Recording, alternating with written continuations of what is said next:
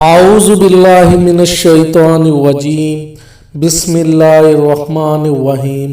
رسول اللہ صلی اللہ علیہ وآلہ وسلم کی 7 وصیتیں۔ سیدنا ابو ذر غفاری رضی اللہ عنہ فرماتے ہیں کہ میرے خلیل صلی اللہ علیہ وآلہ وسلم نے مجھے 7 چیزوں کا حکم دیا۔ نمبر 1، مساکین سے محبت کرنا۔ نمبر 2، اپنے سے کم درجے کے لوگوں پر نظر کرنا اور اپنے سے اونچے درجے کے لوگوں کو نہ دیکھنا۔ نمبر 3، مخالفت کے باوجود صلہ رحمی کرنا۔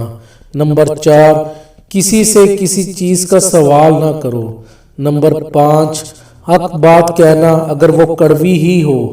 نمبر 6، اللہ کے بارے میں کسی ملامت کرنے والے کی ملامت کی پرواہ نہ کرنا۔